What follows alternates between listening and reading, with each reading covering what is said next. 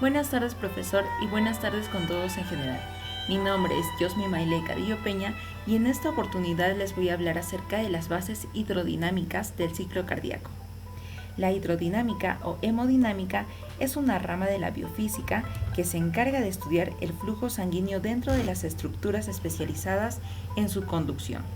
En este caso estudiaremos el sistema circulatorio sistémico del organismo humano, su comportamiento y la relación del flujo, presión sanguínea y resistencia vascular. Para poder entender qué son las bases hidrodinámicas del ciclo cardíaco, empecemos por definir algunos conceptos importantes. El corazón es un órgano muscular hueco que bombea la sangre oxigenada a todo el cuerpo y sangre desoxigenada a los pulmones. Está compuesto por 4 cámaras. Una cámara del lado derecho recibe sangre con desechos del cuerpo y otra cámara la bombea hacia los pulmones, donde los desechos son exhalados. Una cámara del lado izquierdo recibe sangre rica en oxígeno de los pulmones y la otra bombea esa sangre rica en nutrientes al cuerpo. 2 válvulas controlan el flujo de sangre dentro de las cámaras del corazón y 2 válvulas controlan el flujo de la sangre que sale del corazón. La sangre es un tejido líquido que recorre el organismo a través de los vasos sanguíneos, transportando células y todos los elementos necesarios para realizar sus funciones vitales. La circulación sanguínea es el desplazamiento de la sangre a través de los vasos sanguíneos, arterias, venas, capilares, impulsadas por el corazón. La presión sanguínea es la fuerza que se aplica contra las paredes de las arterias cuando el corazón bombea la sangre al cuerpo. La presión está determinada por la fuerza y cantidad de sangre bombeada y el tamaño y flexibilidad de las arterias. La hidrodinámica es la parte de la hidráulica que estudia el comportamiento de los líquidos en movimiento.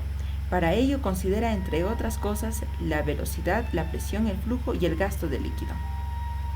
El volumen sanguíneo. El volumen total ocupado por la sangre recibe el nombre de volemia. Es el volumen de agua y el volumen ocupado por los sólidos del plasma y los sólidos de las células sanguíneas. La volemia es de unos 70 a 80 mililitros de sangre por kilogramo de peso corporal. El gasto cardíaco se refiere al volumen de sangre bombeada a partir del ventrículo por cada minuto, donde el corazón actúa como una bomba mecánica, impulsa la sangre por toda la aorta. Al volumen de la sangre que pasa en un minuto por la aorta se le llama caudal o flujo. El gasto cardíaco es el producto de la frecuencia cardíaca por el volumen de latido. Ahora vamos a hablar acerca del ciclo cardíaco. Es la sucesión de movimientos del corazón mecánicos y eléctricos de manera ordenada, que se repite en cada latido cardíaco. Se divide en 2 fases principales, sístole y diástole, donde cada una se subdivide en varias fases más cortas. Primero, sístole es el periodo de contracción del corazón en donde se bombea la sangre hacia el organismo. Las fases que componen la sístole son la contracción isovolumétrica y la eyección. Diástole es el periodo de relajación que permite al corazón recibir sangre. Las fases que lo componen son el llenado pasivo y el llenado activo. Comencemos. El ciclo comienza con las aurículas llenas.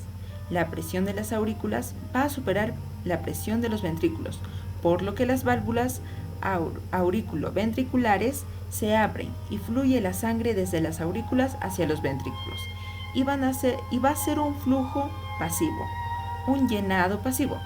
Las válvulas sigmoideas se mantienen cerradas. Aquí se produce el llenado del 80% del ventrículo. Luego, las aurículas se contraen para pasar la sangre que quedó en ella. La sangre pasa y llena el 20% de sangre que faltaba a los ventrículos. Las válvulas sigmoideas se mantienen cerradas aún. Es aquí donde se produce un llenado activo. En la contracción isovolumétrica, los ventrículos están completamente cargados de sangre, de 120 mililitros, volumen telediastólico. Este está al final de la diástole. En este momento, la presión de los ventrículos supera la presión de las aurículas y por eso las válvulas auriculoventriculares se cierran y este produce el primer ruido cardíaco llamado R1. Las válvulas sigmoideas se siguen manteniendo cerradas por el momento. Esta fase se denomina isovolumétrica ya que el volumen se mantiene constante porque las válvulas se mantienen cerradas. y la sangre no tiene a dónde ir. En la fase de eyección, el ventrículo se contrae completamente y lo que hace es que la presión de los ventrículos supera la presión de las arterias, lo que provoca que las válvulas sigmoideas se abran y la sangre sea bombeada hacia el resto del organismo. La cantidad de sangre que pasa es de 70 mililitros, lo que quiere decir el volumen sistólico. La fase de relajación isovolumétrica. En esta fase el corazón simplemente se relaja para prepararse a recibir más sangre. Observamos que la mayor cantidad de sangre lo contienen las arterias, lo que va a hacer que la presión de las arterias sea mayor a la presión de los ventrículos, por lo que la sangre va a intentar regresar al corazón, pero no va a poder porque las válvulas sigmoideas impiden ese retorno cerrándose y produciendo el segundo ruido cardíaco, R2. Ahora, el nombre isovolumétrico se debe a que el volumen se mantiene constante porque no se va a desplazar a ningún lado. Y bien, todo este proceso sucede durante 0.8 segundos. Ahora hablaremos de la circulación y sus componentes. Entre estas estructuras que hacen al aparato circulatorio vamos a encontrar a las arterias, que son vasos que transportan sangre a alta presión hacia los tejidos, motivo por el cual tienen paredes gruesas y fuertes. Las arteriolas son ramas terminales del sistema arterial, son pequeñas arterias, pero poseen gran cantidad de músculo en sus paredes. Estas funcionan como esfínteres y tienen la capacidad de ocluir la luz al contraer el músculo liso o producir la vasodilatación cuando el músculo liso se relaja. Esto quiere decir que cuando el músculo liso de la pared de la arteriola se contrae, aumenta la resistencia del flujo sanguíneo y cuando se relaja, la arteriola se dilata y disminuye la resistencia del flujo sanguíneo. Pasamos a los capilares, que son estructuras microscópicas con paredes muy finas, que conecta tanto el sistema arterial como el venoso. En esta región se produce el intercambio de nutrientes, electrolitos, hormonas y desechos, entre otros. Ahora pasamos al sistema venoso. Las vénulas son la parte más pequeña de la región venosa. Recogen la sangre que proviene de los capilares y se van reuniendo gradualmente para formar estructuras mayores que son las venas. Estas funcionan como conductos que transportan la sangre de nuevo al corazón. Manejan baja presión, por lo que tienen paredes finas. Luego de la eyección por parte del ventrículo derecho, la sangre se oxigena a nivel pulmonar, retornando a la aurícula izquierda, de allí al ventrículo izquierdo y de ahí a través de la aorta a todo el organismo. Pasamos a los conceptos físicos. Sabiendo estos conceptos, vamos a introducir el concepto caudal, que es la cantidad de fluido que circula a través de una sección del ducto por unidad de tiempo. Las unidades de caudal serán unidad de volumen sobre unidad de tiempo. El caudal depende de la resistencia periférica, que se opone el lecho arterial al pasaje de la sangre. Está determinada por el tono muscular liso arterial. Mientras más contraídas estén las arteriolas, mayor será la resistencia periférica y viceversa. La resistencia que ofrece un vaso sanguíneo al flujo de la sangre se expresa mediante la ley de Poiseuille, que afirma que el flujo sanguíneo es proporcional a la cuarta potencia del radio del vaso e inversamente proporcional a la viscosidad, siendo el caudal igual a la diferencia de presión por pi por radio del vaso al cuadrado sobre 8 por la longitud del vaso por la viscosidad. Estos se pueden relacionar al flujo sanguíneo. El flujo sanguíneo se divide en dos tipos básicos, flujo laminar y flujo sanguíneo turbulento. El primero es muy amigable, es decir, que la sangre fluye de esta forma que no que no lesiona las células endoteliales. En cambio, el flujo turbulento, las células chocan constantemente contra el endotelio lesionándolo. Ahora vamos a hablar acerca de las leyes del aparato circulatorio. Ley de la continuidad. En condiciones fisiológicas, el caudal sanguíneo se mantiene constante. La ley de la velocidad. La velocidad sanguínea es máxima en la aorta y disminuye hasta hacerse mínima en la región capilar. En esta región se produce el intercambio de nutrientes y desechos, por lo que la velocidad disminuye para facilitarlo. La ley de superficie de sección es máxima en los capilares y es mínima en la aorta. La ley de presión. La presión es máxima en la aorta y va disminuyendo progresivamente hasta hacerse mínima en el territorio venoso en la aurícula derecha. El flujo turbulento.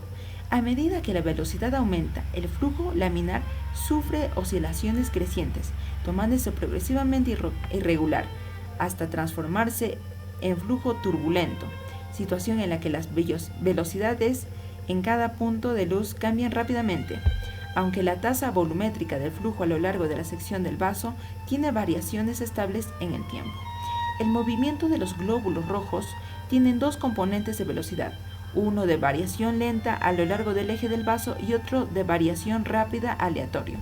Debido a estos componentes transversales y aleatorios rápidos, el gasto de energía en forma de calor y de energía cinética es mucho mayor que en el flujo laminar, donde el único elemento responsable de pérdida de energía en condiciones fisiológicas es la fricción viscosa. Como ya se vio, por lo tanto, la resistencia al flujo aumenta en la progresiva transformación de laminar en turbulento. El número de Reynolds se usa para caracterizar el patrón del flujo. El número de Reynolds es igual a la densidad de la sangre por el diámetro del vaso por la velocidad sobre la viscosidad. En el estudio de la hidrodinámica existen teoremas y ecuaciones que son los siguientes. Tenemos a la ecuación de Bernoulli, que señala que la suma de las energías cinéticas, potenciales y de presión de un líquido en movimiento en un punto determinado es igual a la del otro punto cualquiera. En condiciones fisiológicas el caudal sanguíneo se mantiene constante. Ahí tenemos la fórmula. Continuamos con la ecuación de la continuidad. Cuando un fluido fluye por un conducto de diámetro variable, su velocidad cambia debido a que la sección transversal varía de una sección del conducto a otra, siendo el área de las secciones transversales del punto 1 por la velocidad del flujo del punto 1 igual al área de las secciones transversales del punto 2 por la velocidad del flujo del punto 2. Por último, las conclusiones. El sistema circulatorio está compuesto por un sistema de conductos de dimensiones variables por el cual fluye la sangre.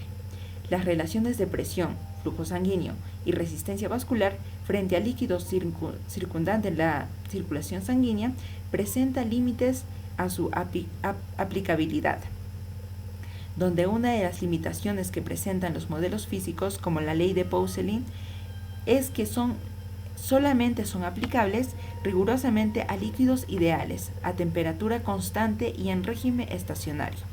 Asimismo, mediante la ecuación de Bernoulli, podemos entender qué sucede cuando aumenta la velocidad del fluido, ocasionando la reducción de presión, y gracias a la ecuación de continuidad podemos entender a qué rapidez circula la sangre y cómo éste atraviesa constantemente por diversas áreas en el torrente sanguíneo. El flujo sanguíneo se ve alterado por la variabilidad de presión, producto de la vasodilatación o vasoconstricción activado por los músculos y también por la posición en que se encuentra la persona. La alteración de la composición de la sangre hace que cambie la viscosidad, produciéndose una variación de la resistencia vascular, alterando así el flujo sanguíneo y la resistencia vascular. Finalmente, estas leyes son aplicadas para el estudio y la medición de muchos problemas cardíacos y vasculares.